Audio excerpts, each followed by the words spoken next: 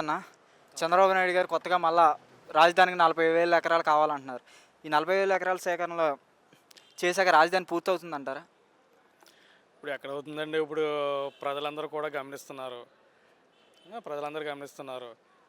ఇప్పుడు ఆయన అధికారం రాకముందేమో సూపర్ సిక్స్ అన్నారు, అవి అన్నారు. కనీసం ప్రజలందరూ కూడా మరి జగన్ గారు చేసే అభివృద్ధి చూసి మోసపోయి ఈయనేదో చేసేస్తారన్న ఉద్దేశంతో పాపం ప్రజలందరూ కూడా ఆయనకు ఓట్లేశారు. ఓట్లేసిన కాడి నుంచి ఇప్పటికి కనీసం ఏ పథకం లేకుండా ప్రజలందరూ కూడా అలా చూస్తున్నారు. మరి ఈ ప్రభుత్వం అయితే చాలా వ్యతిరేకత అయితే ఉన్నారు ప్రజలందరూ కూడాని. మరి అభివృద్ధి అన్నది డబ్బులే లేవంటున్నాడు కదా ఆయన. డబ్బులు లేవు, నేను ఎక్కడ చేస్తాను అంటున్నాడు. కానీ ఎలక్షన్ ముందు హామీలు ఇచ్చినప్పుడు డబ్బులు లేవన్న విషయం తెలియదంటారన్న?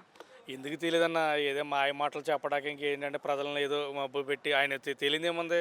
ఆయన స్టార్టింగ్ అందరికీ కూడా ఇదే చెప్పడం, ఆయన అది చేస్తాం ఇది చేస్తాం అని చెప్తాం. లాస్ట్కి వచ్చినప్పటికీ ప్రజలందరూ కూడా అలాగా ఇది ప్రజలందరూ బాధ పెట్టే ఉద్దేశం అయితే అందరికి ఆయనకైతే ఉందండి.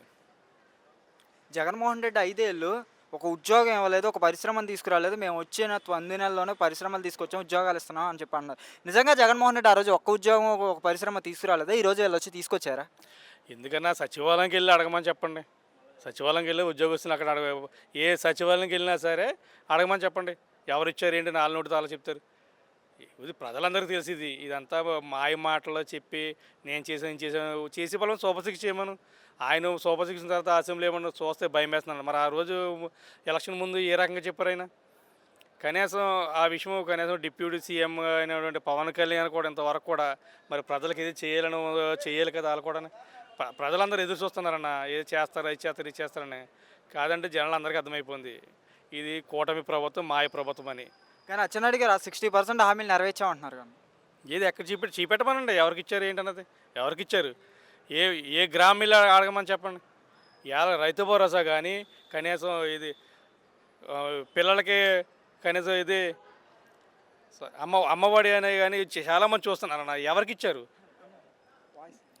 ఎవరికి ఇచ్చారన్నా? ఎవరికి ఇచ్చారు? ప్రజలందరూ కనుక రేపు పొద్దుడే ఓట్లు అడితే కొత్త మట్టుకు టీడీపీని మొత్తం కూటమి ప్రభుత్వాన్ని తొమ్మిరి గ్రామం నుంచి వెళ్ళగొడతారన్న.